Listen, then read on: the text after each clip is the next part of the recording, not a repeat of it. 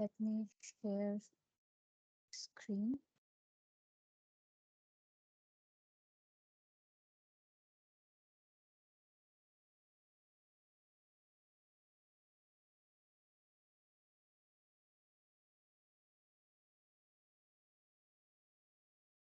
Just check if it is visible for everyone.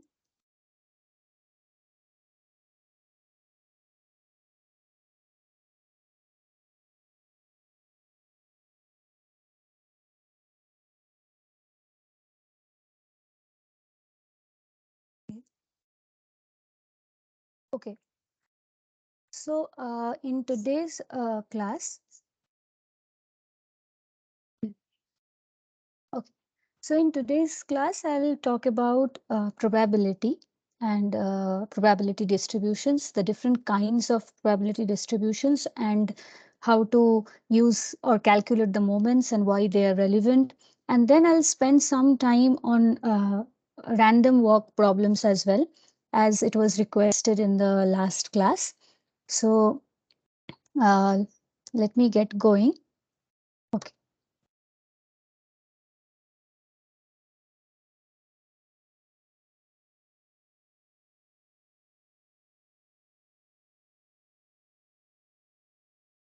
Okay. So uh, as I generally do, what is this session all about? It's about introducing the different concepts, the basic concepts to you, and then discussing the basic concepts, and then finally trying to solve certain problems. So I'll discuss the solutions and discuss what are the concepts behind those problems, and then doubt clearing. So I guess there's a change of session date this time. So I don't see much people like any participant here, but doubt clearing, I'll wait if somebody joins, but otherwise I'll go through the different concepts and I'll discuss the problems and solutions. So you can write back to me if you have any doubt. Okay. So the basic concepts. So why is like this is a statistical mechanics course, and why is probability relevant here? So it's relevant because, see, we had been talking about thermodynamics, and where we know that thermodynamics deals with the macroscopic description of a system and at equilibrium. And so there we don't need to know the individual details of the individual particles. So like the velocity or the position of individual particles constituting the system. What we do is a macroscopic description of the entire system by certain macro variables like temperature, pressure, if it is a hydrostatic system. That we all know. But now, where does the picture of probability come? Is that so? While kinetic theory, on the other hand, if you look at that, relates how this different macroscopic properties can be related to the microscopic description of the particles constituting the system. So now, what we gain from thermodynamics and even statistical mechanics is that we don't need to have, or it's not necessary for us to know the details or the microscopic details of individual constituent particles in a system in order to know the macroscopic behavior. What we need to know is that only by knowing the likelihood that the particles can be in certain microscopic states. So the probability that some particles will be in certain microscopic state, this kind of information is sufficient enough for us to describe or study the system. So statistical mechanics is actually an inherently probabilistic description of the system. Okay, so there comes the need for probability. So why do we need probability? Is because it's inherently involved in studying statistical mechanics. Now, talking about probability, we know what is a random variable, right? So if you suppose if you are tossing a coin, so whether you get head or tail, these values are the random variables. So you can define some event, like the tossing of the coin is an event, and whether you get a head or tail can be your random variable. And the outcomes can be discrete or continuous. Like for the case of tossing a coin, it's a discrete outcome, either head or tail. But if you're talking about the probability distribution of velocity of a particle, maybe that is continuous in real space. So it can be continuous or it can be discrete. Now, there are certain axioms or certain properties that a probability that probability distributions follow. So, if there is an event E, the probability that this event E will occur, so it's always greater than equal to 0. So, all probabilities must be real and non-negative. And then there's an additive property which says that if there are two events and the two events are disconnected, that means they're not, there's no intersection between the two events. So there, the probability that either of the event will happen is the addition of the probabilities of the individual events. Okay. And this is very important, that when you define like if you have some sample space and then there are certain probability that each of the so if you define an event, suppose if you define an event of tossing a coin, you can either get a head or a tail. So probability of getting a head can be half and tail can be half if it is a non-biased system. And then when you add them up, it turns out to be 1. So that means this normalization is always there when we talk about probabilities. So P of S, where S belongs to the sample space, so P of S is always 1. There are certain definitions when we talk about probability, like the cumulative probability distribution or cumulative probability function. So that gives us the probability. So if you define an event where, so the event is defined as you get any, what is the chance that your outcome comes to any values from -infinity to x. So that is defined as a cumulative probability function. While in case of probability density function, you define it as what is the probability that your outcome comes between x to x plus dx. Okay, so there are certain inherent properties of cumulative probability function or probability density function, and that will be clear in the coming slide. Uh, but before that, let me talk about how you define the expectation value of any function, and there you can just do an integration. So if it is a continuous outcome, if it is a problem of continuous outcome, there you can do an integration of fx px dx, where px is your probability density function and fx is the function that you want to find the expectation value of. Okay.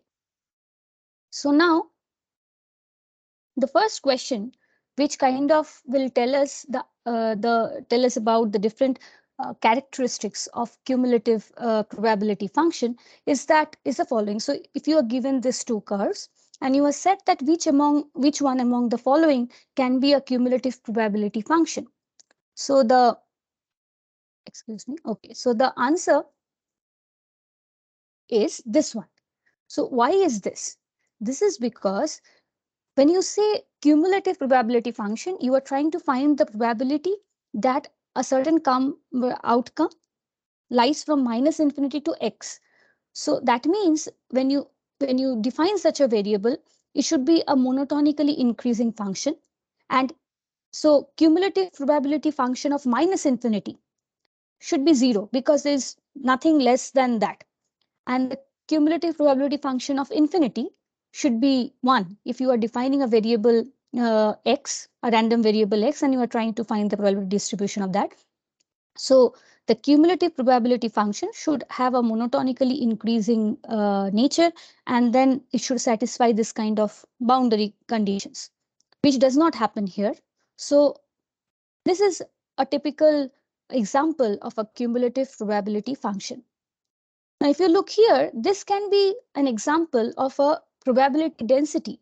So where you can see that so the basic criteria of defining a probability density is that it should be differentiable and integrable. So you can have a discontinuity, but then if you can integrate it, and if the integration is normalized finally, then that is a valid description of a that can serve as a typical probability density function. Okay, so so this question in a way tells us what should a cumulative probability function look like. So it should look something like this. Okay. Now the next question that comes up is that suppose you already know the probability density function of certain random variable x. So that is given by px, which is as given here. And then you know that there's another function of x, which is given as fx equal to x square. And you want to find the probability density function which is associated with fx. So how do you do that? So what the question is technically saying is that you have some variable x, you know the probability density function of that variable x, but now you have a new function which is dependent on x by this relation. So this is itself another new random variable now. And then you want to find the probability density function associated with this random variable fx. So the hint to solve this kind of problem is the following. So you want to find the probability of fx being from f to f plus df. So suppose you define, um, so for some values of x, you can satisfy this relation where fx is equal to f. So suppose you know that p of 2 is something and p of minus 2 is something. But then p of 2 and p of minus 2 will give you the same value of fx, which is 4, right? And you want to find f of 4. So that's the question. So how will f of 4 look like? Okay. So what you have to do here is that you want to find the probability density function of this random variable fx. So let's see how this is done. So the function fx is itself a random variable with an associated probability density function given as pf of f df. So here now f comes from this relation here. So that means, so pf of f df means the probability of finding, of getting the value of fx between f to f plus df. Now there can be multiple solutions xi to the equation fx equal to 4 or fx equal to f. So if you look back at the same example that I was talking about, so if you are already given that you have to satisfy fx equal to 4, now that can happen for two values of x being plus or minus 2. Okay. So that means when you write, so pf of f df is actually a summation of p of xi dxi, where xi can be all these multiple solutions to this equation. Okay. So now if you, it's just a reorganization which tells us how pf of f should look like. Okay. So basically it's like, you know how one variable is, how the probability density function of one variable is defined. And then you want to find the probability density function of another random variable, which is a function of the uh, early of the previous random variable. Okay. And let's see how that is done. So this is the relation. Okay. So that means if you have fx equal to x square, there are two solutions to fx equal to f, which is located at x equal to plus minus root f. So that means now if you find this value, so here the Jacobians actually refer to this values here. So if you find this value here and put the value for x equal to xi, this is what you get. And then if you use this relation, you get to this probability density function for f. Okay. And you can see this is how it looks. So if you plot it, it would look something like this. So you can see, right? So here it's so this is the probability density function for the variable x, and this is the probability density function for p of f. So it's associated with f of x. And you can see here that there is a divergence here at f equal to 0, but this is a valid solution for a density function because it's integrable. Okay. Okay. So now let us move to the basic concepts regarding the different moments and how to evaluate them. So in general, we know that moments of probability density functions are expectation values for powers of random variables. So the nth moment can be defined as something like this. So here p of x is the probability density function, and you do an integration of x to the power n dx with the probability density function to find the respective moment. Okay, but then you can also get this moment from the characteristic function. So how do you find the characteristic function? It's a generator of the moments, and you can find it by Fourier transform of the probability density function. So this is how it should look like. And there, so that means one can get back the probability density function by doing an inverse Fourier transform. That's pretty simple. But then if you have the characteristic function, if you expand it, it will look like something like this. So that means from the individual terms of the characteristic function, you can actually evaluate the respective moments. And if so for this, the moment is around x equal to 0. And if the moments are around any other point x equal to x naught, that can look something like this here. Okay. Now the cumulant generating function. So this is about moments. But if you take a logarithm of the characteristic function, what you get is a cumulant generating function. So there, this individual terms is called the cumulant. So xn of c is the cumulant is the individual cumulants, and the cumulants and the moments are related by this relation here. So the cumulants are interesting or important because that defines how your distribution is. So as you can see here, that the first cumulant is the mean and the second cumulant is the variance. So similarly, you can define the skewness or the kurtosis with the later cumulants.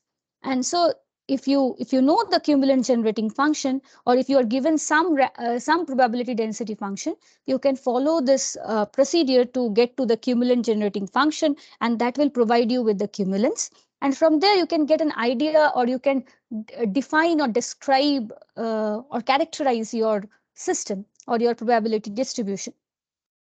Okay, so here the cumulants are written in terms of the moments. You can also write the moments in terms of the cumulants, and this is how it should look like.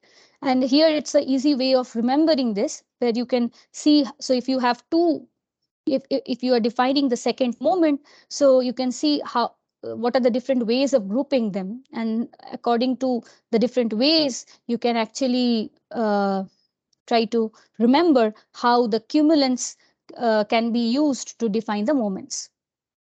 Okay. So now coming to the third question. So here, let us calculate the characteristic function. And from there, the mean and the variance of the following probability density function. So this is your probability density function, and you want to find the characteristic function first, and then the mean and the variance. Okay. So let us follow the procedure. So we know that how do we find the characteristic function? We do the following. So this is how the characteristic function is defined. It's the Fourier transform of the probability density function. So that means you do a Fourier transform. So you have this e to the power minus ikx term included here. And then this is just integration. And if you do that, this is what you get. Now, what you have to do from here is that you have to compare this with this expression here. So that means the coefficients of k to the power n will in a way give you the respective moments. And from the moments, using these relations, you can find the cumulants. And the cumulants, the first cumulant will give you the mean, and the second will give you the variance. So if you do that, the first, so you see that there is no term corresponding to k, right? There is no coefficient of k here. That means actually there is no coefficient for any odd orders of k. So that means m1, m3, all of them would be 0. And then if you compare the coefficients from the formula that I had shown in the last slide, you'll see that m2, which is your second moment, turns out to be 2a square. And so this will also be equal to your variance, because here the mean is 0. So in this way, you can get the mean and the variance of any probability density function if you know the characteristic function. Okay.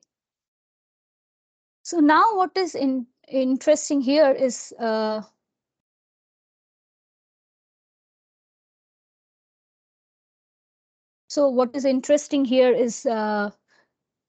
so there are certain important or very primary probability distributions which is very relevant and which should be known to everyone. So one of them is the normal distribution, okay? And I guess most of you have an idea about this. So here, this is how a normal distribution looks like. So if this is the probability density function, you can try to find the characteristic function by doing a Fourier transform. And what you get from here is something like this. Now here, if you do a logarithm, you get to the cumulant generating function.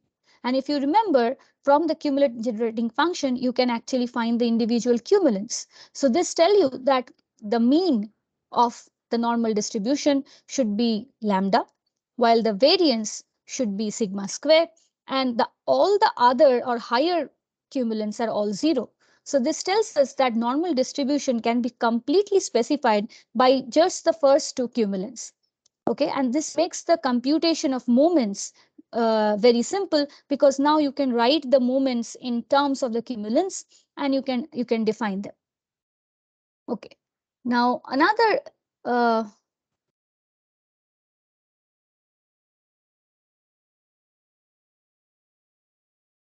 another interesting or important distribution is the binomial distribution, where so binomial distribution holds where we basically have two events that can happen. So it can be like the so A and B define two events, and the probability of A is PA, probability of occurrence of B is PB, and then you are suppose you are trying to repeat this event n times. So what is the probability that you'll you'll get PA? So or what is the probability that the first event or event A will occur? And that is given by this probability distribution that we see here. So here, this is just the combination term, which shows what are the different ways in which you can have any events within n total events.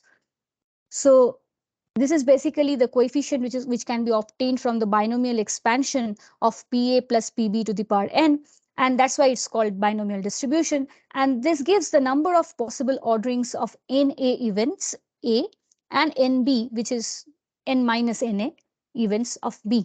So now the characteristic function for this discrete distribution is given as follows. So here it's a discrete distribution now. So what we do is not integration but summation, and we get something like this. So now this is for n events. So what happens for just one event? It's just this one. So PA to the power minus IK plus PB.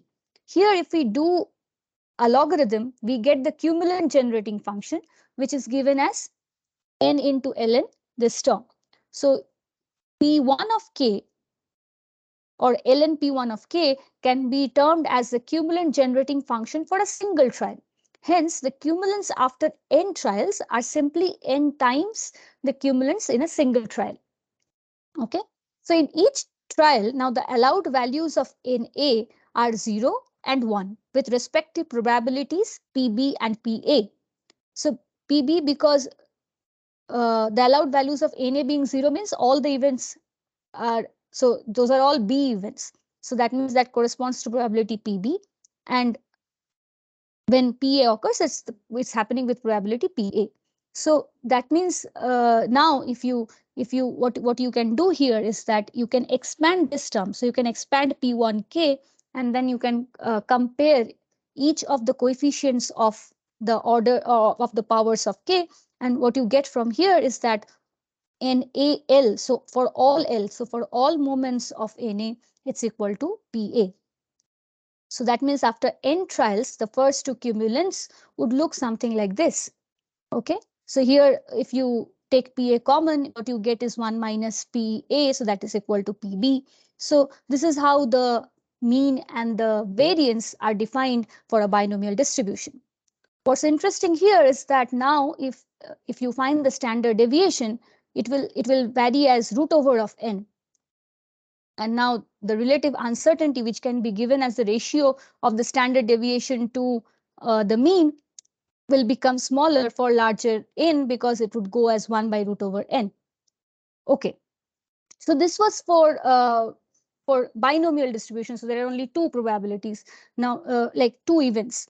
But then the binomial distribution is straightforwardly generalized to a multinomial distribution where the several outcomes occur with probability PA, PB, dot dot PM, and the probability of finding outcomes n a and b can be like whether summation is total number of events n, and then that can be written as something like this. Okay,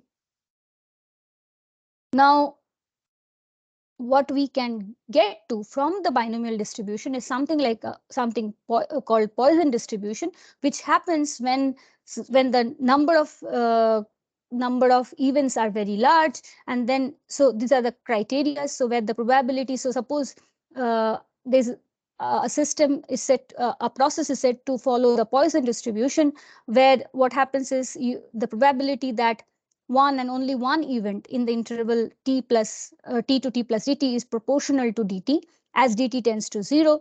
So, and then the probabilities of events at different intervals are independent of each other. So what happens here is that now if you consider that the probability of an event occurring in time dt goes as alpha into dt, and so that means the probability of no event occurring is 1 minus alpha into dt. And then how do you define the value of n is that you divide the entire time interval into a number of segments. So n is given by t by dt, and that is a very large value. So in the limits where this this dt is very small, or the number of events are very large, in that case what you can get to is a Poisson distribution. And there so I would not go into the individual steps. You can so it's just the same way you're following the first you're finding the characteristic function, and from there you're putting the limits. Okay, and here it's the delta function relation that we're using, and finally what we get to is something like this. So that means that now if you find the cumulants from here, you'll see that all of them is equal to alpha into t. That shows that for a Poisson distribution, the variance and the mean are equal, and that these are equal to this value alpha t, which is related to the probability of the occurrence of the event in that particular segment. Now, that's what it said here. All cumulants have the same value, and the moments are obtained as this. So that means all the cumulants are same. So now you can use the relations to find the respective moments. Okay. So this was just a recap or a introduction to the most uh, popular probability distributions. Now what we can do is we can try to solve some questions with these concepts. So first of all, suppose if you have a box of volume V containing n molecules of ideal gas, and then it is divided by a wall with a hole into two compartments. Now, if the volume of the smaller compartment is V by 3, what should be the variance of the number of particles in it? So let us see how to do this kind of questions. So here the answer will be B, and let's see how. So the probability of a single particle being in smaller compartment is 1/3. It's because the volume is now reduced to V by 3. Okay, so the probability, so out of the total volume, the smaller compartment has a volume of V by 3. So the probability that a single particle remains in this smaller compartment is 1/3. And therefore, for a single trial, we can use the relation of variance that we already have derived. So that is given as 1/3 into 2/3, because Q is 1 minus P, and that gives you 2 by 9. So it's this binomial concept that we are using. So here, so this is for n events. N events, this is the variance. For one event, it would be Pn to Pb.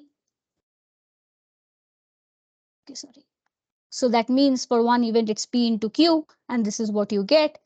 So for n particles, now it will be just a multiplication, because each of the particles are independent of each other and they behave independently. So all of them are independent events. So what you get is that it will be 2n by 9. So this is your solution. So basically, whenever the question or the problem deals with the case where there are two options, one is the event will occur or the event won't occur, something like this, where there are two event possibilities of two events, you can think of the binomial distribution there. Obviously, if it is a discrete thing. Okay. So now another question is, so the question says there are on average 20 buses per hour at a point, but at random times. Now, what is the probability that there are no buses in 5 minutes? And what should that probability be closest to? And these are the options. Just excuse me for some time.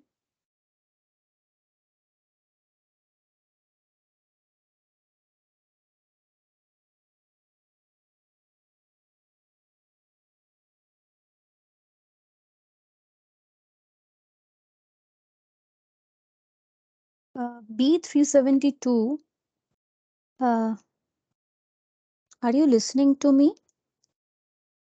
Yes, ma'am. Yeah, okay. For a moment, I thought there's no one. Okay, so now you're there. Okay, so whatever I was talking about till now, is that clear to you? Yes, ma'am. But I just have one doubt. The previous question, which we did, question four, where we Hmm. had to find the variance of number of particles. So, like, what we did was pretty much theoretical, right? Like mathematical. But how do Hmm. we visualize this? Like, Okay, so how do you? Okay, so so it's like you have a volume. Let me also think aloud and discuss. Okay, so you have a volume and then you have n molecules there. Now you want to find the variance of number of particles in the smaller compartment. So variance in a way will tell you how much is the spread. Like what are so you know that root over of variance is the standard deviation. So which in a way tells you what is the spread of of the probability dis, of the particles being there, right? So that yeah. means so it's you can just correlate it with your concept like so maybe if you do n trials of tossing a coin and you know that the probability of being a head is half and tail is half. Now what is the variance? What does the variance mean there? So variance means it kind of refers to the uncertainty, or it gives you an idea of the uncertainty of a particular event being happening, right? Because root over of it is standard deviation, which gives you the spread of the distribution. Is that analogy clear? So uh, hi, hello. Yes, ma'am. So in a way, I think I'm also thinking aloud, but in a way, variance of the number of particles in it shows what is the spread of the probability that. So what is the spread, meaning what is the uncertainty of that particle being in that region. So if there's some particular probability value, some mean value, suppose there'll be some mean value, right? Mean number of particles being in the second compartment. So and then what is the spread, like how much does the values change about the mean? So that is the variance. Is that clear? So out of n, how many molecules are there in the smaller compartment, and what is the mean value? That would be the mean. And then how does this number of particles are distributed about the mean? So that idea comes from the variance. So that's the physical and like physical description of the question. Is that clear? Got it. Yes, ma'am. Yeah. Okay. So and so then this is just the use of the binomial concept, and then you get to this. So there's no confusion with how you're solving this uh, question, No, right? no, ma'am. Yeah, yeah. Okay, okay, okay. All other things that I was talking about in the like till now is clear, right? Yes, ma'am. Yeah, okay, thanks. Okay, so now coming to this question. So the question tells that there are on average, so you know the frequency of the buses, it's like 20 buses per hour, okay? But they're coming at random times. Now, what is the probability that there is no bus in 5 minutes? And what would that value be closest to? So, do you have any idea how to address this question? Like any clue how we should start with this question?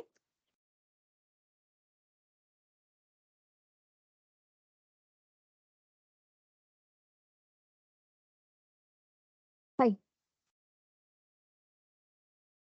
No, ma'am. How did you like the talks today?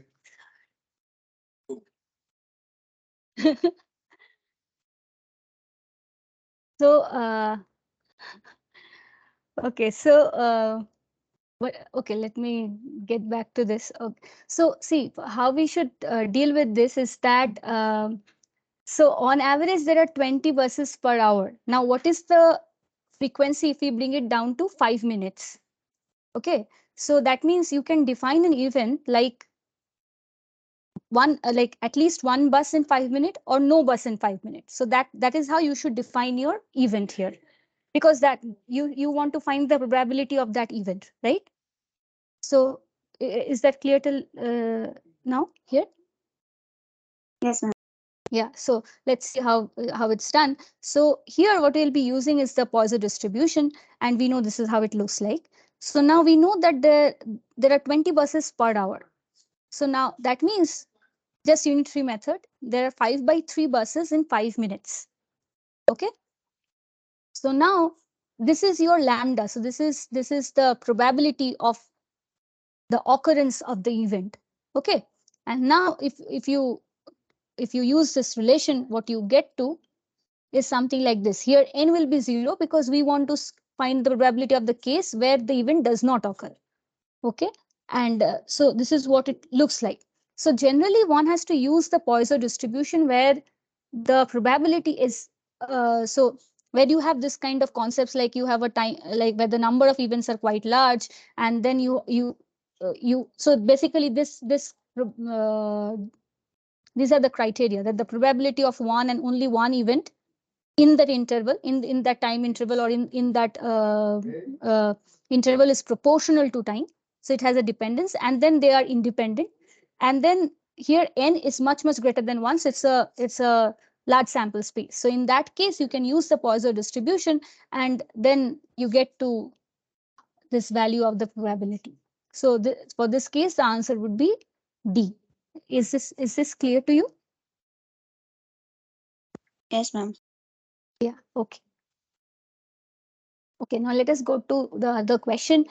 So here you are given a probability density, and then you want to find the mean value of the random variable x. So how do you do that? Is just you do an integration from minus infinity to infinity of x px dx, right?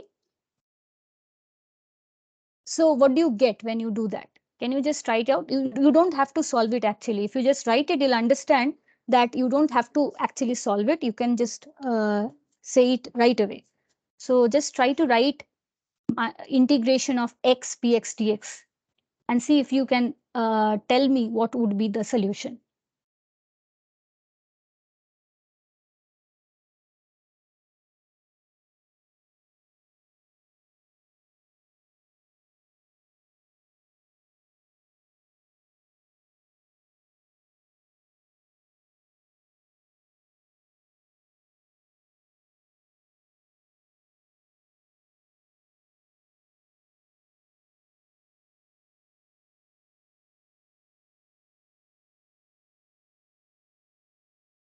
So are you finding it difficult to solve? Should I discuss, or are you trying?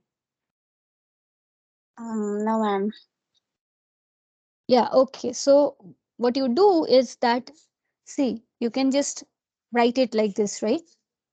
Now, this is an odd function. And then you have to use the relation that when you integrate an odd function from minus infinity to infinity, it turns out to be 0. So right away from the integration, like from the integral, you can tell that the mean will be 0. So while you solve for this mean and variance and all this kind of things, you have to have the habit of doing integrations and knowing these properties of integrations of different types of functions. Okay, clear, right? Yes, ma'am. Yeah, okay. So now to the next question. So here we toss two fair coins 100 times each. And then the probability that the same number of heads occur for both coins at the end of the experiment will be how much? So, okay, let me just tell you how to proceed and then you can maybe try. So you have to use the binomial distribution and and try it out. So the hint is that this tossing two coins are independent events. So you can just first consider tossing of a single coin and then you can think that there are two events happening, so you can do a product of them because they're independent events happening at the same happening together but independent. Is it okay? So can you just try to solve the question and tell me what could be the solution? Yes, ma'am. Yeah.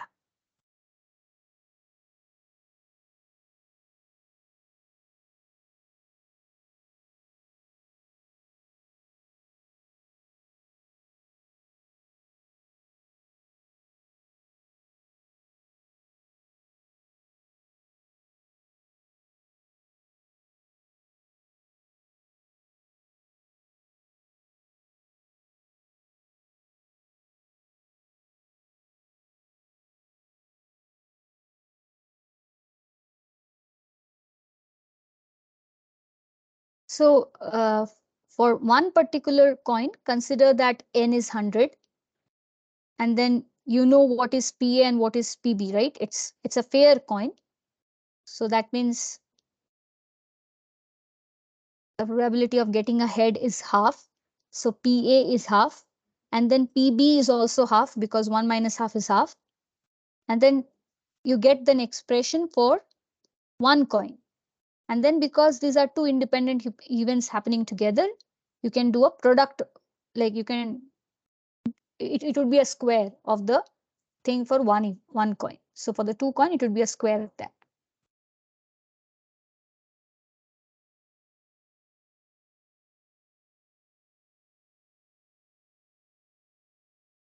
Ma'am, I just have one confusion.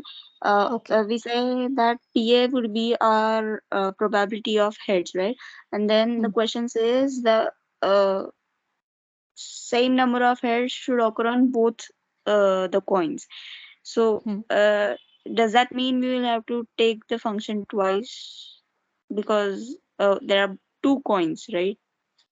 There are two coins. So see, the two, you're tossing two coins, two fair coins, and they are not related to each other. So they are independent events. Like two of them are independent events, but then both, you want to find the probability that for coin one, you're getting the same, suppose you're getting 50 heads. For coin two, you're also getting 50 heads. You want to find the probability of that of the occurrence of that event. But tossing coin one and tossing coin two are independent events.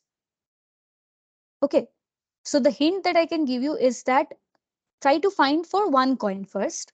Suppose what is the probability of getting n number of heads for one coin? And then similarly, what is the probability of getting n number of coins for the other coin? N number of heads for the other coin. And then what we have to do is a product of the two because both are independent events. So is that clear to you? Or if you have some doubt, let me know.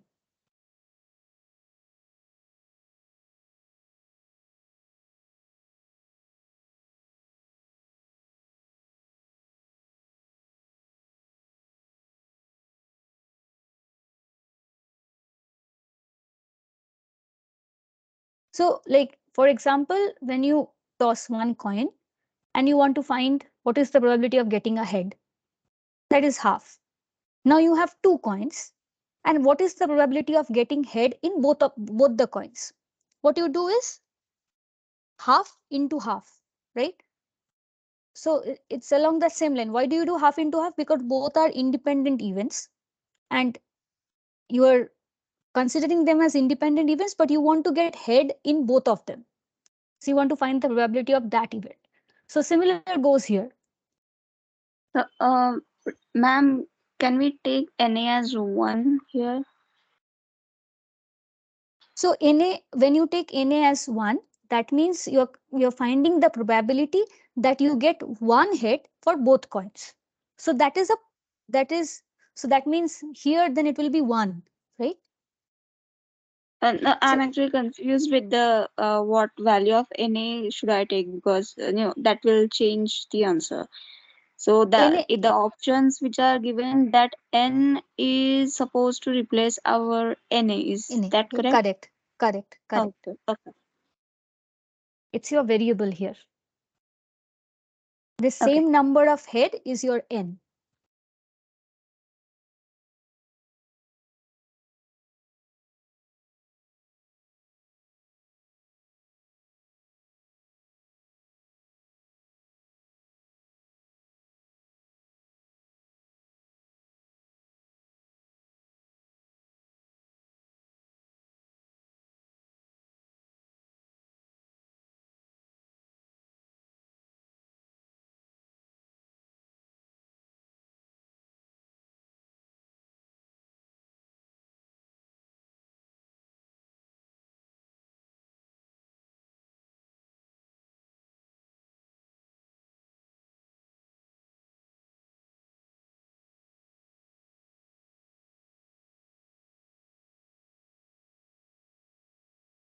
Can you tell me where you're facing trouble?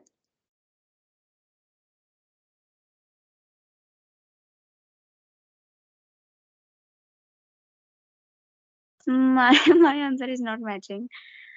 Okay, okay, okay. So let us go through the solution, okay? And if you find any uh, confusion, just let me know, okay? Yes, ma'am. So, so if you toss one fair coin 100 times, the probability of n number of heads is given as something like this: 100 Cn half to the power n and half to the power 100 minus n. So it's like p and then q. Yeah, yeah, I did that. Yes. Yes. So then see, because P and Q are all equal, that means it can be written as 100 Cn half to the power 100, right? This thing. Yes, ma'am. Yeah. Now what happens is the probability that same number of head occurs for both coins. How will you do that? A product of, so a square of this thing.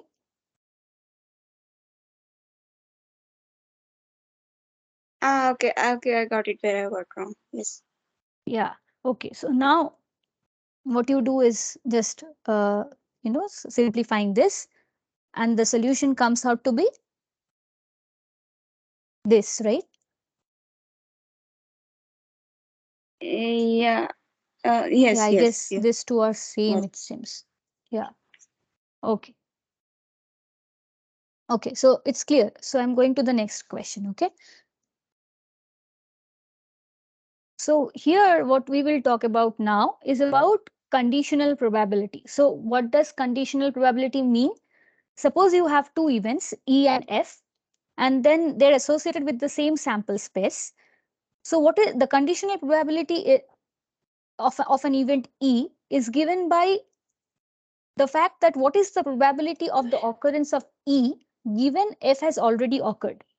And that is given by the relation here. So this is how conditional probability is defined, right? So we'll try to use it in a problem and see if that clears our concept. So you have 10 cards numbered from 1 to 10 and they're placed in a box. They're mixed thoroughly and then one card is drawn randomly. Now, if it is known that the number on the drawn card is more than 3, so this event, so if you define an event which is that the number is already greater than 3. So that event has already occurred. Now, what is the probability that given that event has occurred, the number that you get is an even number? So looking at this, can you tell me what should be, how should you define the event E and F for this question?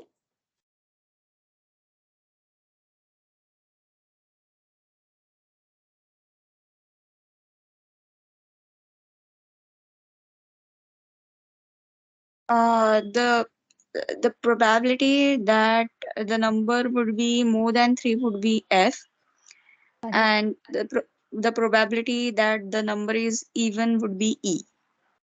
Correct. Okay. So then if you try to solve, you get something like this, right? This is your entire sample space. This is A, where we find all the even numbers. This is B, where we choose all the values which are greater than 3. This is your intersection of the values. So A intersection B, this is what you get. And then if you use the relations of conditional probability, what you get is this value here. So this gives you the probability that the number is an even number given you have already drawn the cards, only drawn the cards which has value more than 3. So basically here when you choose this condition, you are already reducing your sample space according to the condition, and then you are seeing what is the probability of a certain event. Correct. So this is how conditional probability works. This is clear, right? Yes, but ma'am, I have a doubt. For example, Okay. if we are asked, say, Hmm. there's a similar question, but here we wrote down our sets distinctly, right? Because the sample Hmm. space was very small. But Hmm. if the number is very large, then how do we define our subsets like A and B? So the concept remains the same. Now, can you give me some example? Then I think I would be able to explain better. So generally, it's like, see the Like, sample space. for Huh, example, okay. if we are asked instead of 10 cards numbered 1 to 10, let's say from the numbers 1 to say 2000, and then some random numbers were picked, the questions like that, Okay. where So the there, probability. Yeah. yeah, there generally what you have to use is normal number calculations. Like for this case, suppose if you're given any number more than 3 and you have your sample space till 2000 or 200, you know that you have to subtract the first 3 and the entire thing goes in B, right?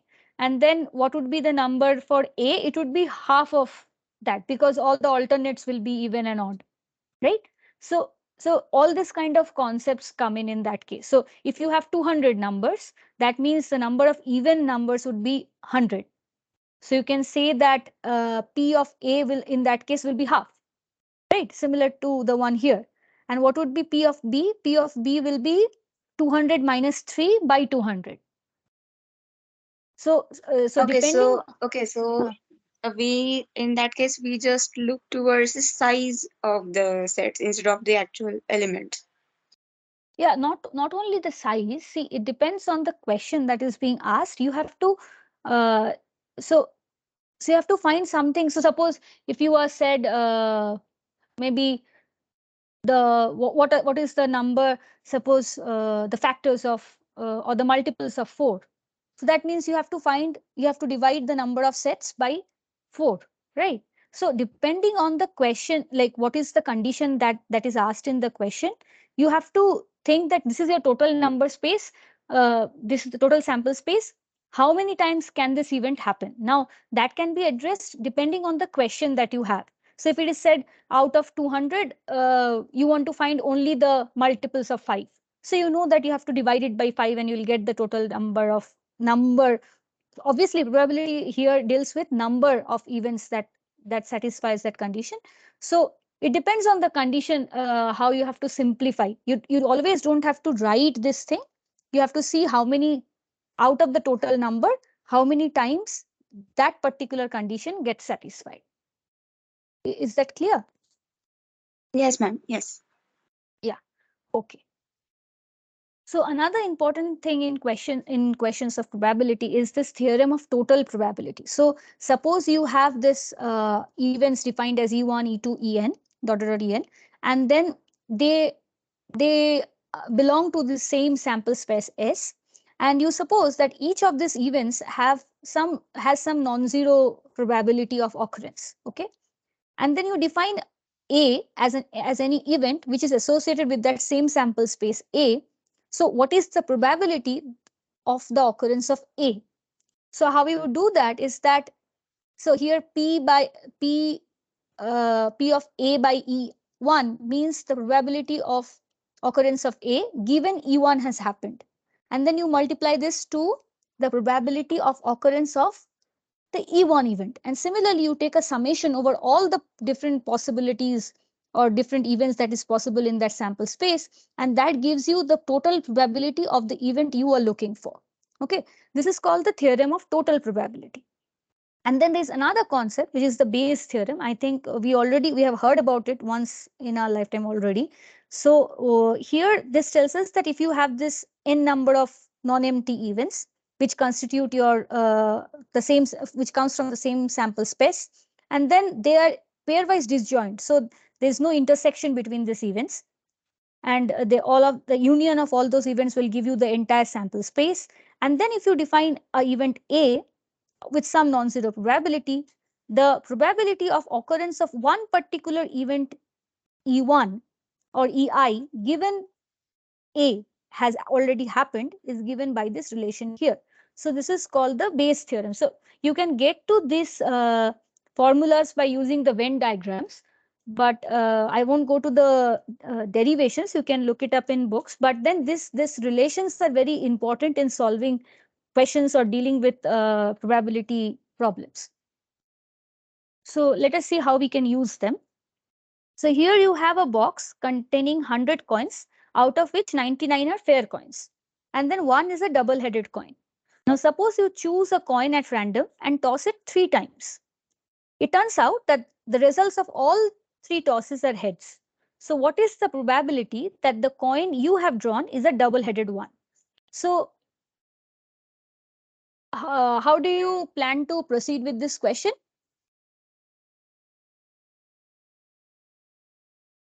So you have to define, so first think what you have to find, and then think how should you define your events.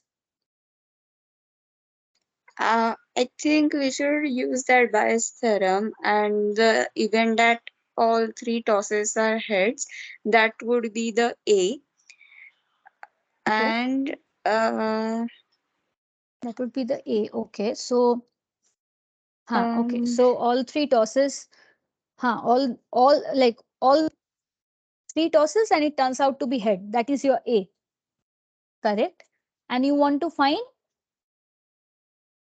the probability of you getting a double-headed coin, given that you have got 3 heads, right?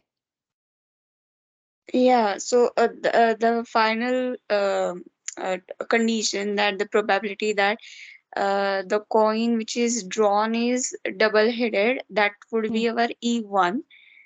Okay. um and 100 and um, I think that is it. Okay, so till now we have got idea about 2 events. One is that you toss a coin 3 times, and what you get is head all the time, right? That is your first event. That is that is A, right? And then you define another event which you are terming it as E1, which is uh, which is to get a double-headed coin. So what is the probability of E1 from the question? uh, that would be 1 upon, that's just 1 out of 100, right? Right. And then, So so what is the probability of getting fair coins? So that would be E2, which means it's 1 minus E1, right? That is 99 by 100, right? yeah. Okay.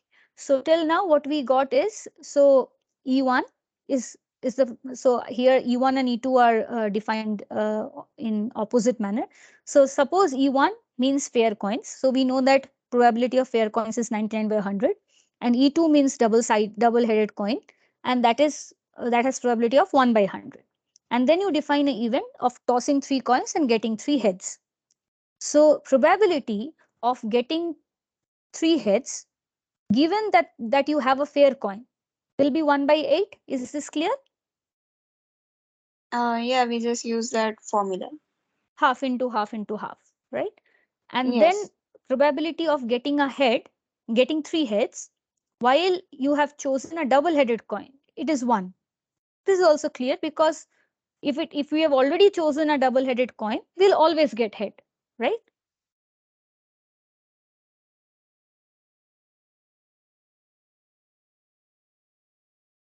Yes, ma'am. Yeah. Okay. So now given this, what we have to find?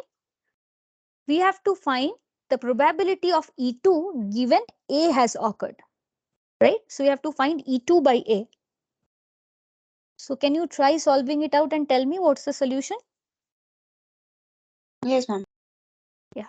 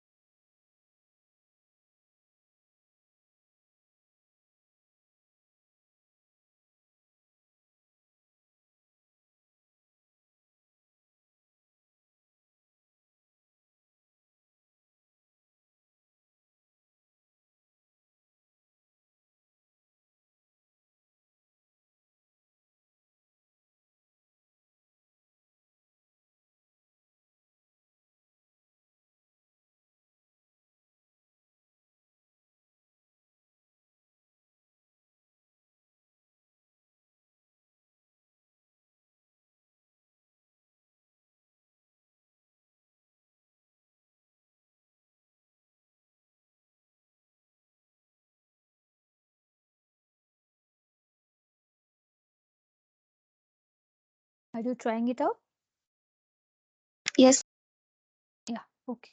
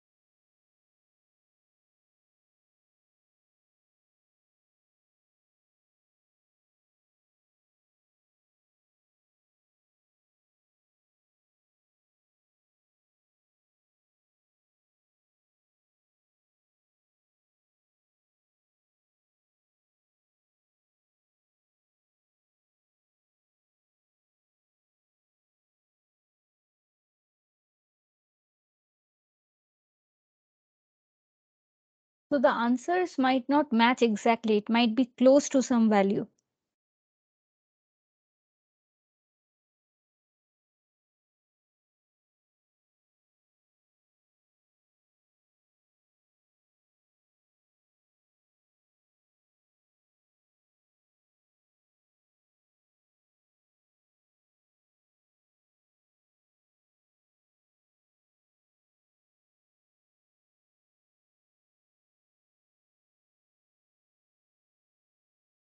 I'm getting 8 upon 107.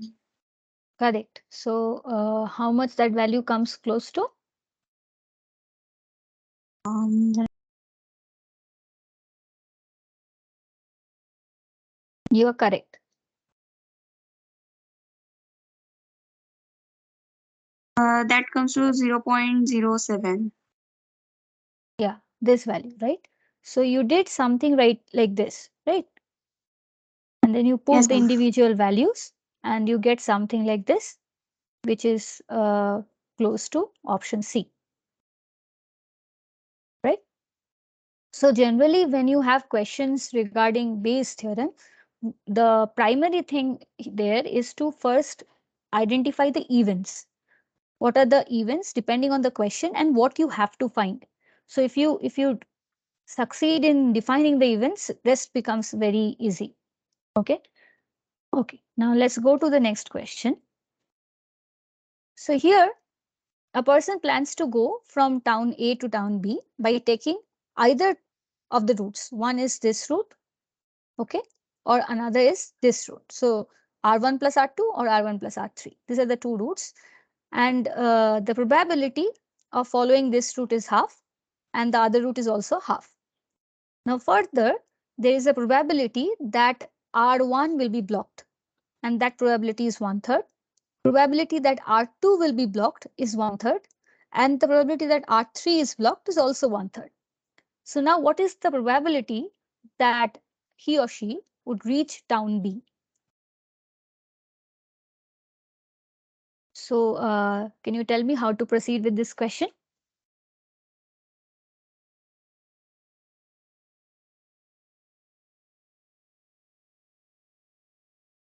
Think of the events, what you have to find. Like defining the events is the primary thing. We can just add the individual event probabilities, right? For Mm. example, uh, for the probability that R1 is blocked, which um hold on. See, the probability that you have to find is you have to reach B. Now, for reaching B, what are the conditions? When can you reach B? You can reach by these two ways. And when can you reach B? What is the primary condition that has to be satisfied so that you can reach B?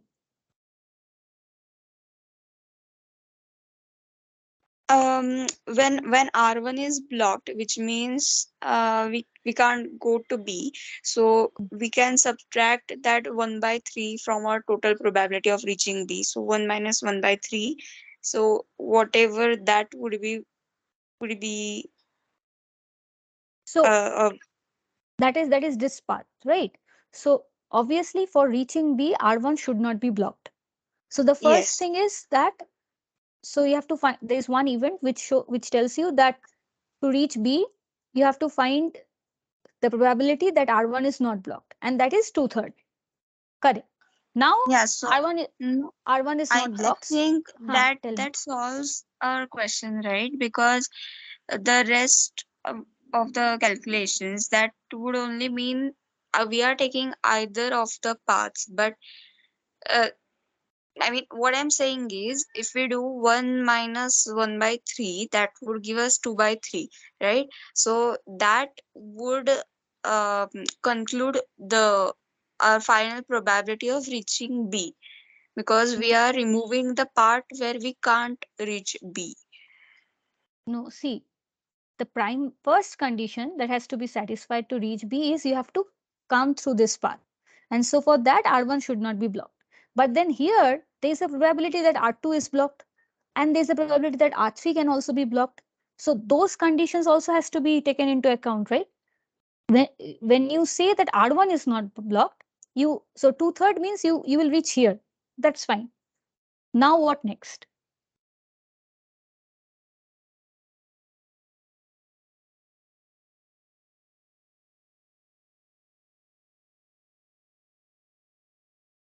So So if there was like you reach here and then there's no other blocking concepts, then it's fine. But then you also have the probability that R3 is blocked or R2 is blocked.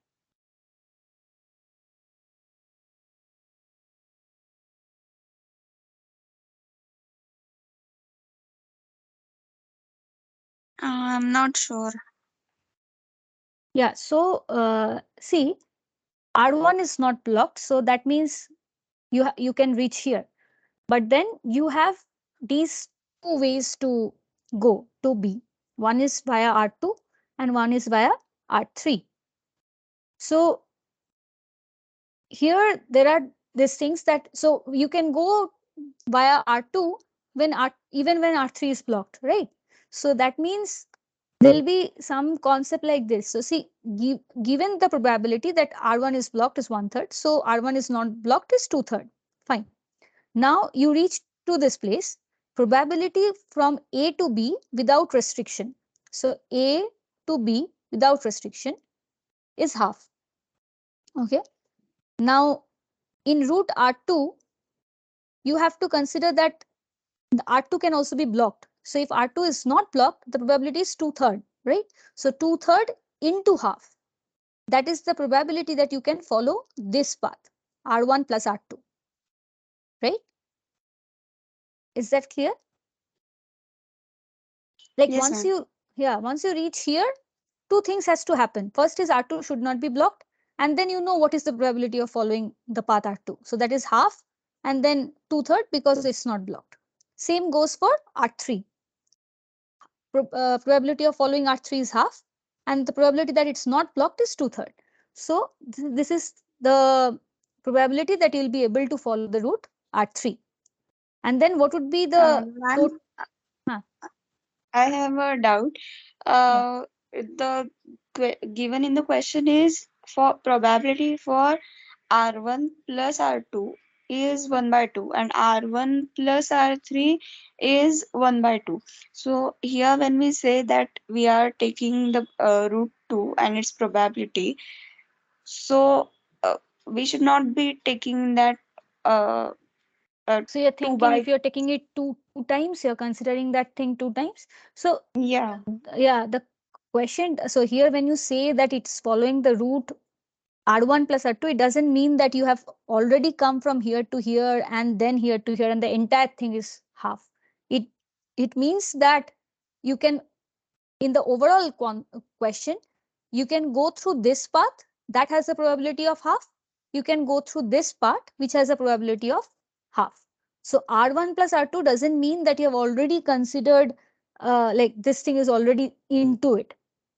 It means that you have already, once you reach here, once you reach in R1, the probability of following R2 or R3 both are half and half.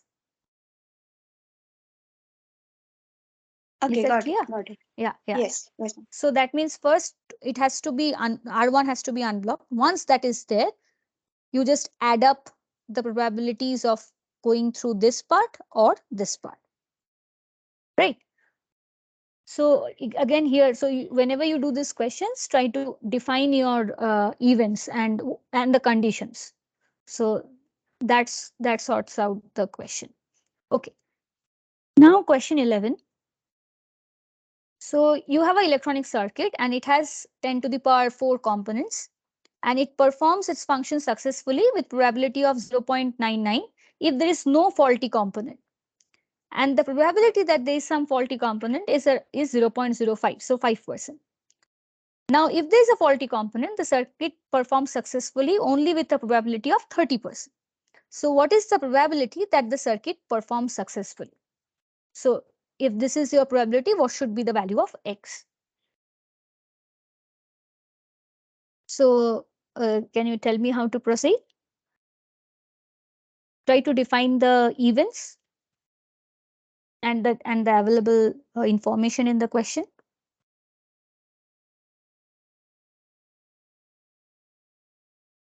So the first event would be we are using components which are working fine, Hmm. and that is our E1. Their probability is 0.99. Then, uh, One second. One second. So you are saying the probability that you are using no faulty component is 0.99, but that is not true, right? 0.99 is the probability that your system will function successfully if there are no faulty components. Try to read the question again. You are defining an event that there are no faulty components. So what should that probability be? It's given in the question. Try to just read it once more.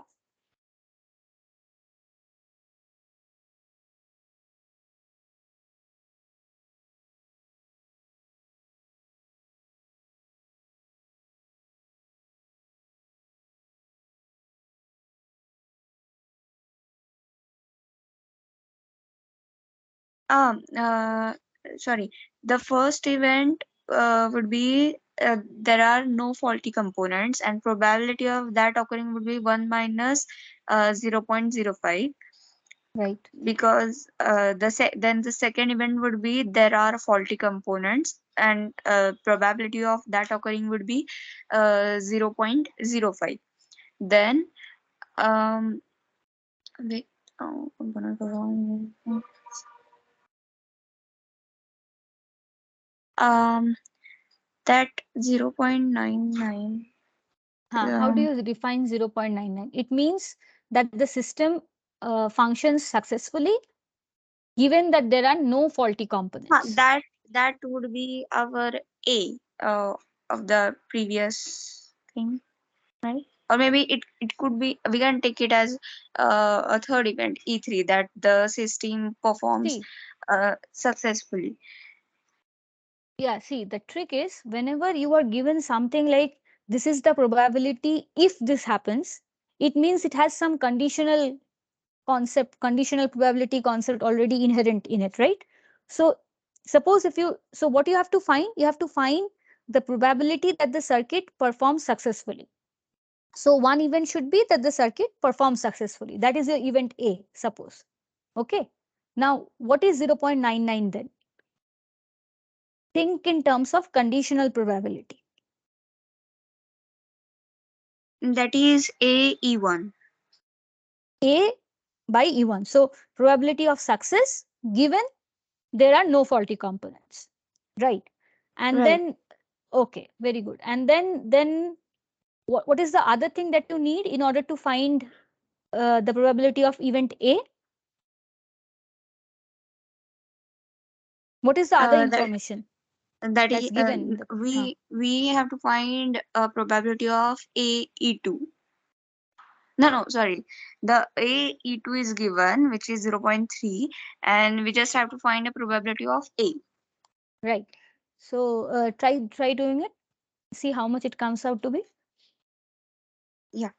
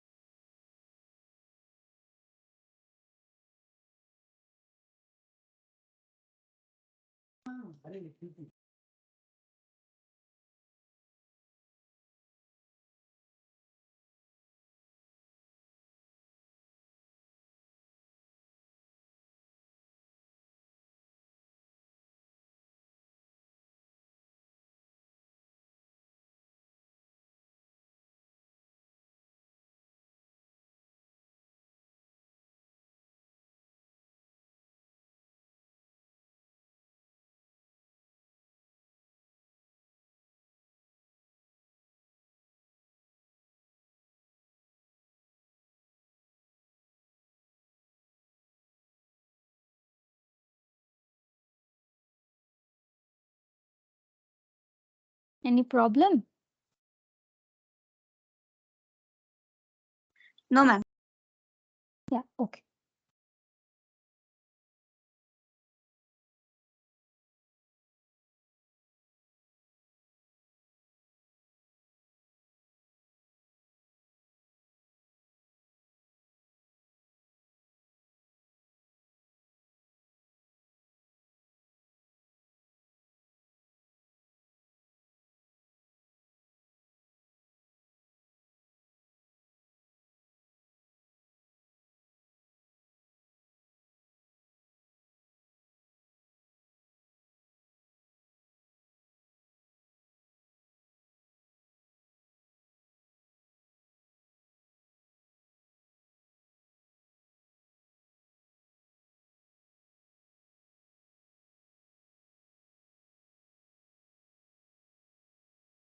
Ma'am, the answer is 0.9555. Correct. So that means x should So, be so that 9555. right. Very good. So this is how it goes. I'm not repeating it. We have already successfully done the question. So it basically works on the concept of the theorem of total probability. And this is the answer. Okay. So now I would come to this another section which talks about random walk. So so it was requested by some students in the last class that let us have some discussions on random walk. So I'll discuss about 1D random walk here. So it's basically binomial distribution. Okay. So if you have n steps of equal length, okay, and you're taking it along a line, the probability that you are taking a step to the right is p, and the probability of taking the step to the left is q. And you're taking n, so n1 is the number of steps to the right, n2 is the number of steps to the left. So now that means p plus q should be equal to 1, and n1 plus n2 should be equal to the total number of steps that are being taken. Okay. Now what we have to see is that suppose you are taking n1 steps to the right. How many ways is this possible? So then you do the combination. Okay. So these are the number of ways in which you can take n1 steps to the right and n2 steps to the left. This is the binomial coefficient. Now the probability of taking a particular ordered sequence of n1 and n2, so that means n1 times to the right and n2 times to the left. So the total probability would be something like this. So it's a typical binomial distribution. So is this clear till here?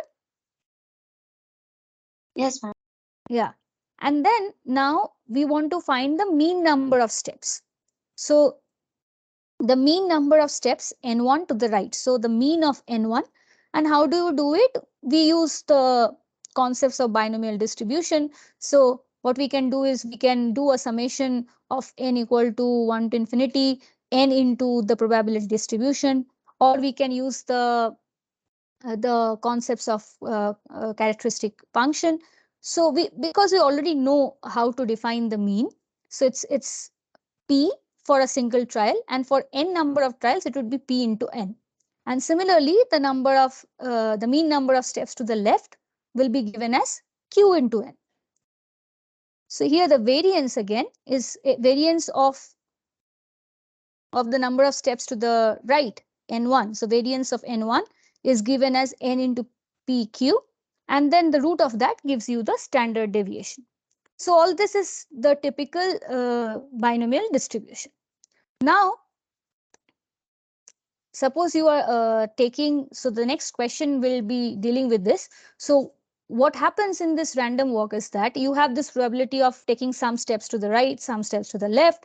So you have to see what is the probability that you end up with certain particular displacement. Okay.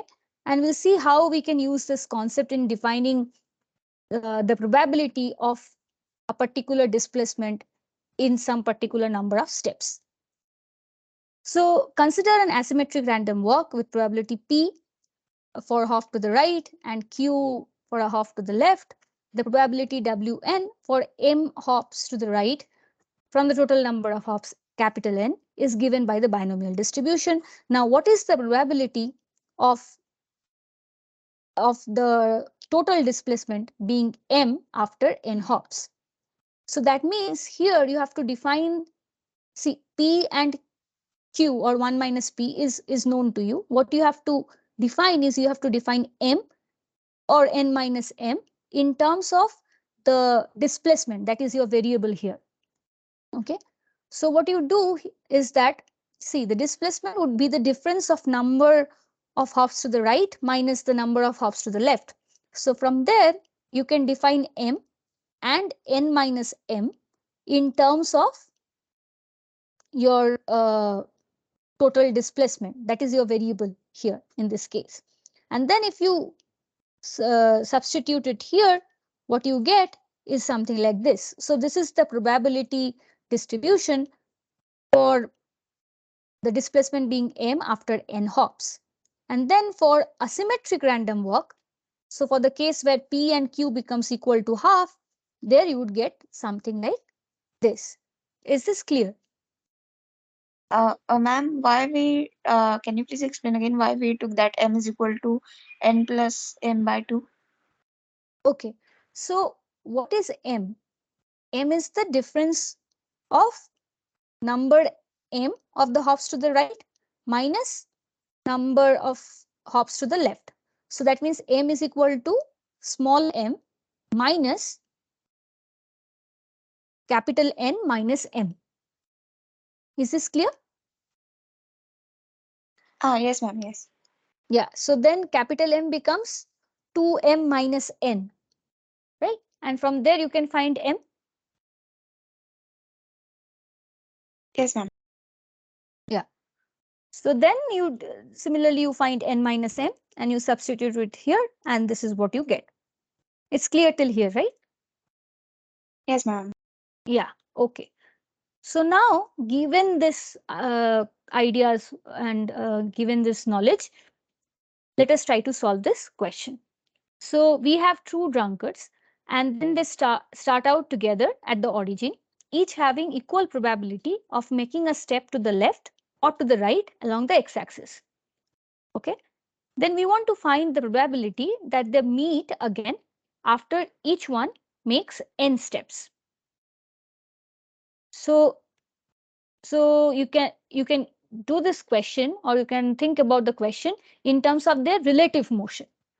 So what it means is what is the relative step that they are taking if you consider two drunkards together, and then what relative motion would mean that they are together.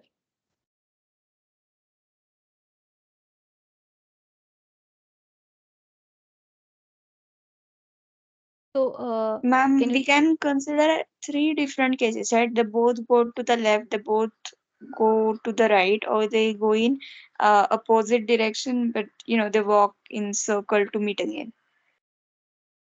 okay, so here circle will not come. That's because it's along an axis. It's a 1D problem. Right. Okay. Yeah. So that is not happening. So it basically means that in a particular amount of, so out of n, so if if there are some number of steps that they are taking in some particular time interval, both of them should take equal number of right steps or left steps so that finally they are at the same point.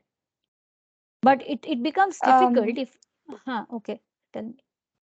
for one case, initially P and Q both are one, uh, because they have equal probability of going left or right.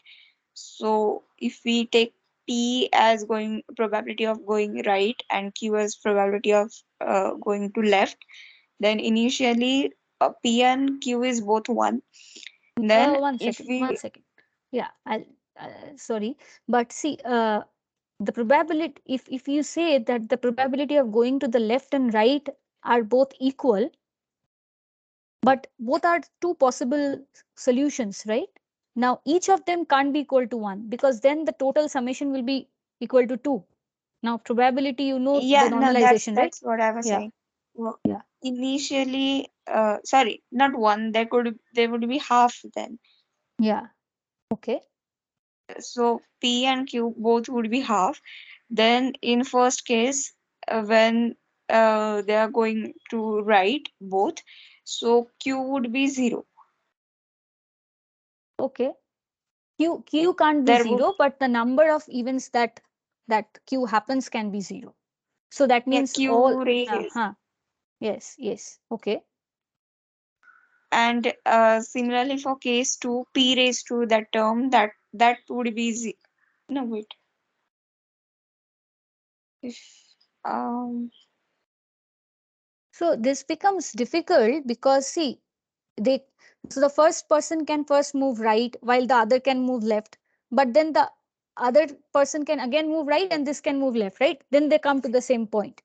So it's difficult if you think of individual drunkards together, what you have to think is you have to think about their relative distance or relative motion. So when you talk about relative motion, the fact that you want them to meet means that you want their relative displacement to be zero, right? So Okay. it's, yeah, so think along these lines that there are two people and then they are doing they are taking n steps. Okay, so as a whole total, if you talk about their total motion, they are taking 2n steps, but then their relative motion would be zero, right? Relative displacement, motion meaning here the relative displacement. So if you look back at this point here, what you want here is that m is the displacement, right? The net displacement. The net displacement, if you consider in terms of relative coordinates for the two persons, so considering one person with respect to the other and considering the displacement, in that case, your number of steps become 2n. So consider from the frame of one person. The other person will be moving 2n times, right? If you consider from that frame. And then the relative displacement is zero because they are after all meeting. Is that clear? Like, yeah, is the concept clear? I'm a little confused still. Uh, Yeah, would it be possible to like explain the solution? yeah, yes. So see, it's like so the solution goes as think of this part first, and here this is the probability of the net displacement being m after n steps. Okay. Now when you are Yes. thinking about relative relative coordinate or relative displacement, so think of the case that you are one person and the other person is moving. Now from your frame of reference or from the concept of relative coordinates, if you take n steps and the other person take n steps, the total number of steps from your frame that you will see the other person is taking, it will be 2n, right?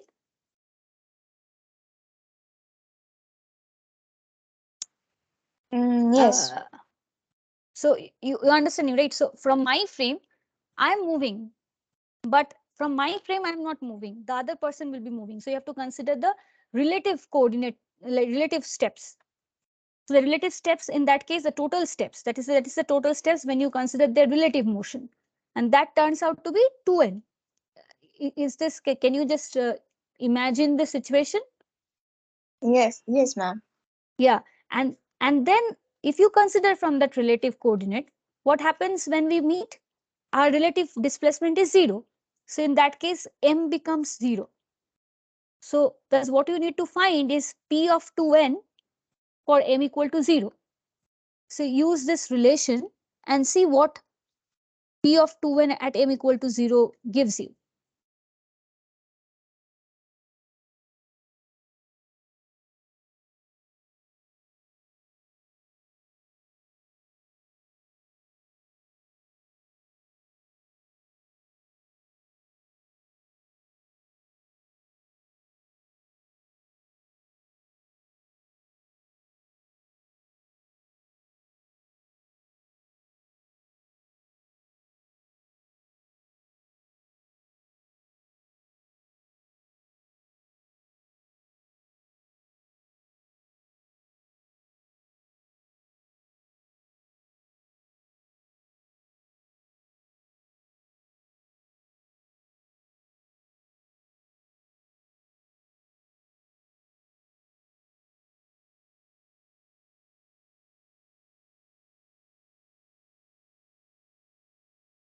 That gives 2 raised to 1 minus 2n upon n factorial.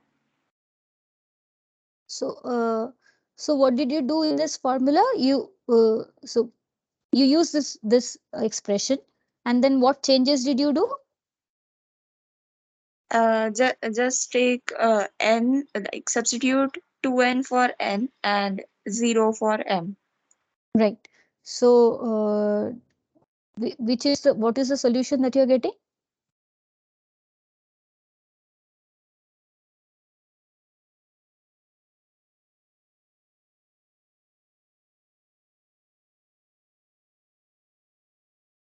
Okay, it's option B. I tried to simplify it further. Option B. Okay, so I Yes. guess there might be some calculation mistake because the answer is A. I guess maybe you are not taking the two common or something like that. So it's a square over the entire thing. So when it comes out, it should be 4. Uh, just check with this solution. So you put n as 2n, then you put m as 0. So 2n by 2 factorial into 2n by 2 factorial, that is n factorial whole square. And here you have 2 to the power 2n. So that means it's 4 to the power n. And here you have 2n factorial. So the answer comes out to be A. Okay, I found out where I made the mistake. Yes. Yeah, okay. So is this concept, like, is this the concept clear? So if you can also do it in terms of how much each of the drunkards move and then bring them to a particular coordinate and do that. But I think that might be tricky in the sense there are multiple possibilities for each of the drunkards to take, right? But if you consider from the relative frame, it becomes easier because you know the condition to be satisfied, and the condition is that the relative displacement is 0. So Right. is the yeah is the, con- the this is a very popular question because I have found it in different kinds of competitive exams. So they make use of this kind of relative coordinates concept when they talk about this two drunkard systems or something to problems like this. So it's clear, right? Okay. Yes, ma'am. Yeah. So this is another question. So here, what we do is that I was supposed to not show you the solution at first, but it's already here, so it's okay. So you have a random walker, and then they take a step of unit length in the positive direction, which has a probability of 2/3, and the negative direction, probability of 1/3. Now the mean displacement of the worker after n steps. So these are given, and then you find the mean displacement by this relation. Is this thing clear to you? Yes, ma'am. Yeah, it's coming from We the, just take the relative. Yes. so here it's not relative, it's the net displacement. So it makes use of I guess this relation. So one second. I don't know, I haven't, maybe not yeah, so this relation. So what is the net displacement? It's the difference of the one to the right minus the one to the left. So if you find the mean displacement, it's the difference of the mean displacement to the right to the mean displacement to the left. Now the mean to the right can be p into n, and the mean to the left can be q into n. So the difference or the mean displacement would then be n into p minus q, right? Yes, ma'am. Yeah. So that's how this comes out. And then for n steps, because that is for one step, and then for n steps, it's n by 3. Okay. Now, this is another question. So here you consider a random walk on an infinite two-dimensional triangular lattice. Okay. And then if the probability of moving to any of the nearest neighbor sites are equal, what is the probability that the walker returns to the starting position at the end of exactly 3 steps?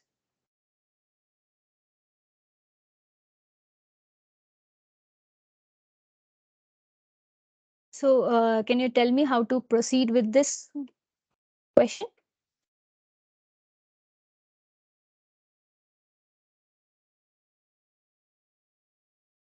Um, we bro- the walker returns at the same position with 3 steps. So, in that formula, the n would be 3 for us. Then, And which formula? um, the um, the one which we use, that p of n at m steps. uh, This thing? the n factor. Yes. Okay, so here you are saying that n should be 3. 3. Okay, Um, and but the uh, see, the only thing is that here you have only one person. So generally, the relative motion or relative displacement comes from the fact that you have two walkers or two people, two-person, right? Here you have only one person, but you have a two-dimensional lattice, and they can move along these lines. Now, if you start from one particular point, what is the probability that it will come to the same point after 3 steps? So here you can use those no, concept I'm of saying that in the huh, previous question we wrote 2n instead of n because there were we two people and the double steps and that. But here there is just one person and we know the exact number of steps, okay, which yes. is given as 3. So Hmm. if we take n as 3 and the person is going to come at the same spot again, so m would again be 0. Yeah, okay, okay, okay. So And n steps, n is think 3. Okay, n is I 3. think we Huh. will get the answer. Yeah, okay. So let me also try. What do you get? So it would be 3 factorial by uh, 2 to the power 3. So that means it's like 2 to the power 3 into n by 2 factorial. So n by 2 is 3 by 2 factorial, right? Mm, into 3 by 2 factorial. Okay. Something seems to be wrong here. So it's like you have 3 steps, and then but the only thing that is different from here is that it's a 1D problem, but there it's a 2D problem. So if we take that factorial only once, uh, and we can manipulate that formula is what I'm trying to say. Yeah, okay. I'm also thinking, but yeah, I don't think just replacing it will work because this is a linear problem where you have taken into account that the mean displacement is just the subtraction of the two, right? Because it's along Yes. one vector, but that would not happen in this case. Oh, yes, yes, yes, that's a good point. Yes.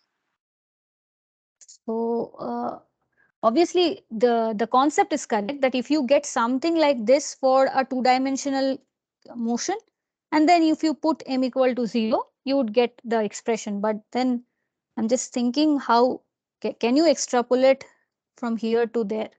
It's kind of, I have not thought about that. Hmm.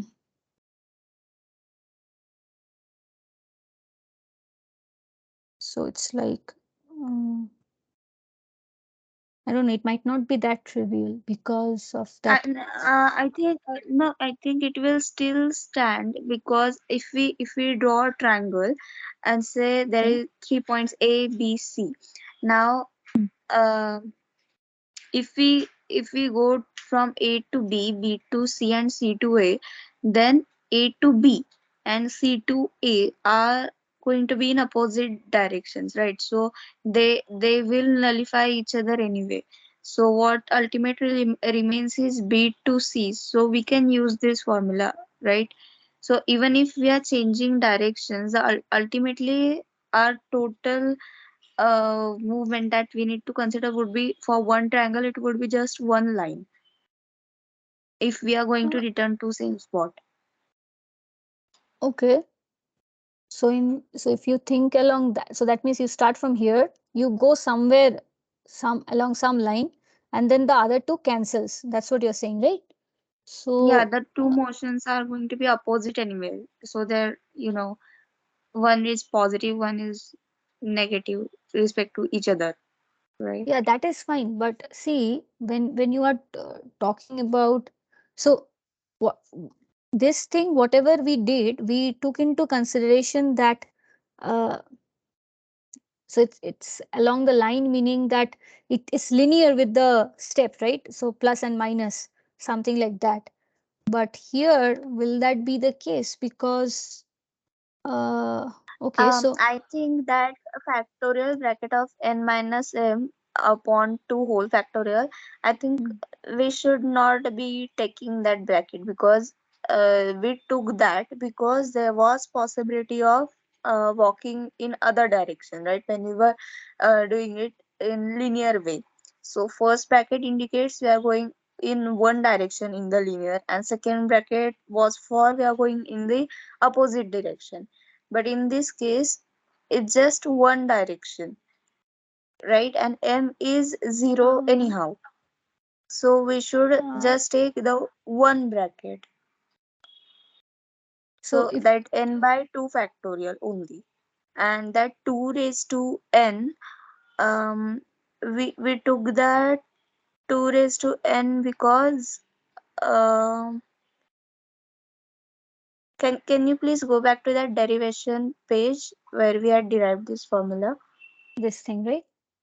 Okay. Um, See, the fact that we have these two terms like P and Q is because of this inherent probability that it can go to the two sides, like along each line, right? Now when you take 2D, you also have this like this inherent probability of no, either no, not this. Back. A few slides even back. this one, Huh, no. just think. Um,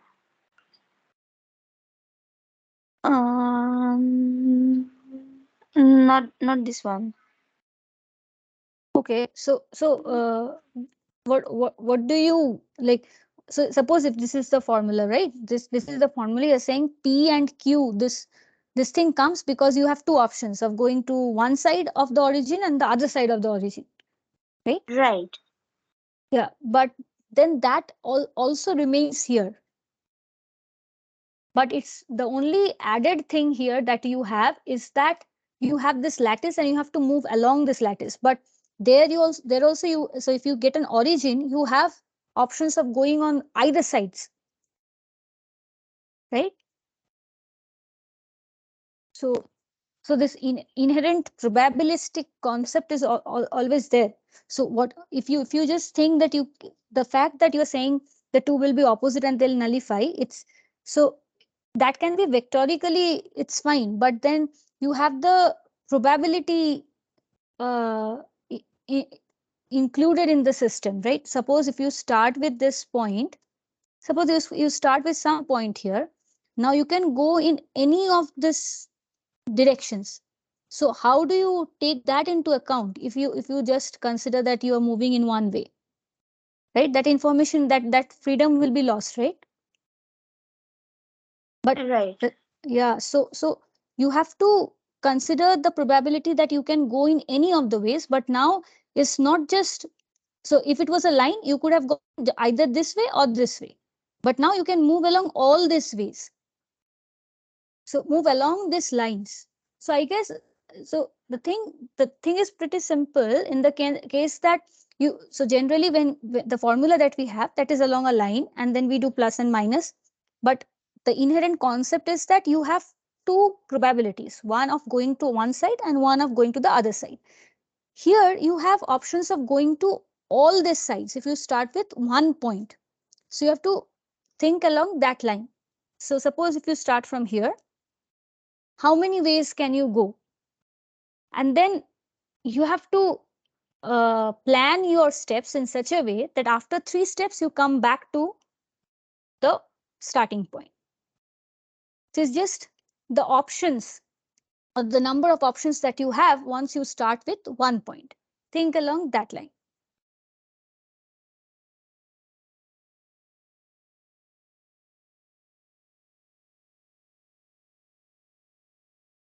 Is that clear?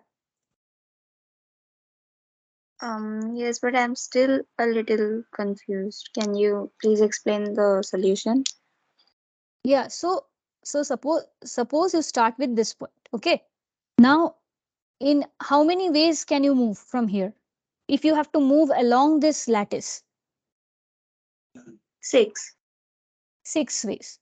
Now there is no bound in that, right? You can move in any of the 6 ways. Yes. Okay. So now if you move to, suppose you have moved to this point, right? So you have taken a step along this line and you have moved to this step. You want to come back to this point after 2 steps. So what are the options that you have? So I think this image will make it clear. Let us start with this point. You start with this point and you go to this point, right? Now, or any of this point. So I have chosen one. So suppose this, right? And then from here, you want to come back to O by 2 steps. So what are the two possibilities that you have to take? So from here, if you go this way, you can never come back to O after 2 steps, right? Because you go from here to here, then you have only 1 step left. So from there, you can't reach to this point. So what are the two directions in which you have to move so that you come back to O by taking 2 steps?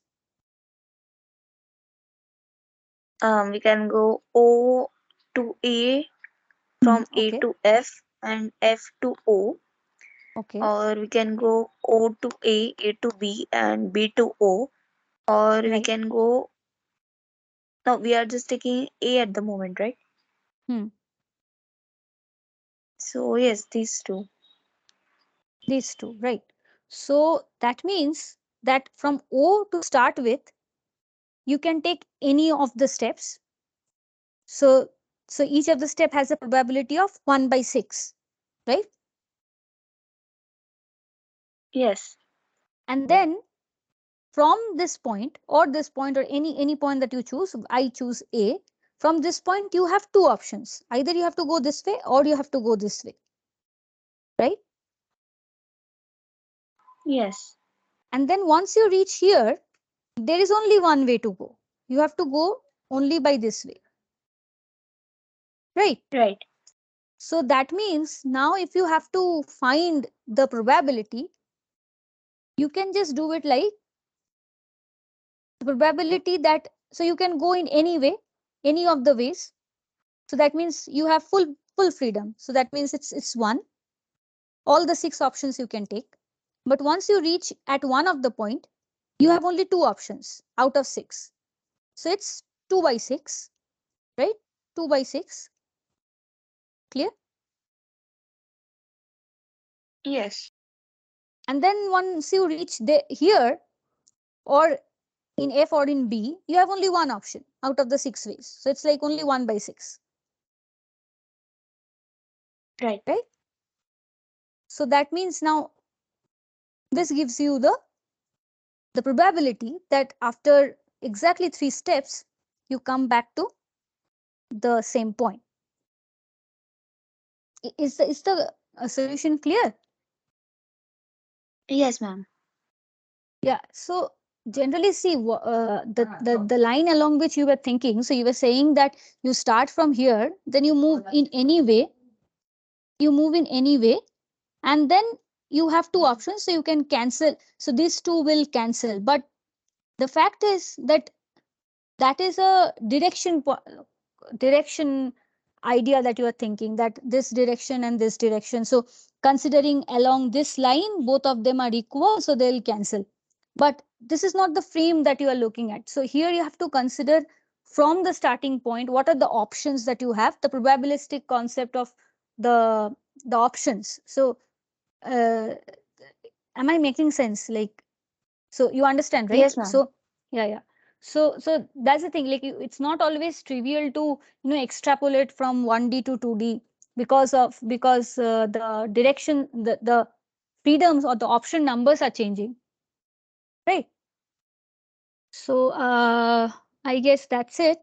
And so do you have any doubt in any of the thing that I was discussing? No, ma'am. Okay. So the next day, I think it will be about microcanonical ensemble, right?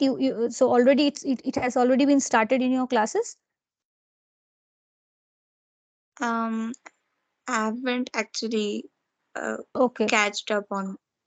Okay, I guess from the next class there might be some concepts regarding microcanonical ensemble or something. So generally my classes are on Monday. This time I had to postpone it because I wasn't well. So I'll have the next class on Monday. Okay. Okay, ma'am. Yeah. Okay. Okay. So thank you. I guess you could Thank you, understand. ma'am. Yeah. Okay. Yes, ma'am. Thank you. Yes. Yeah. Yeah. Yeah. Thank you. All right. Thank you. Thank you, ma'am. Bye bye. Bye. Bye.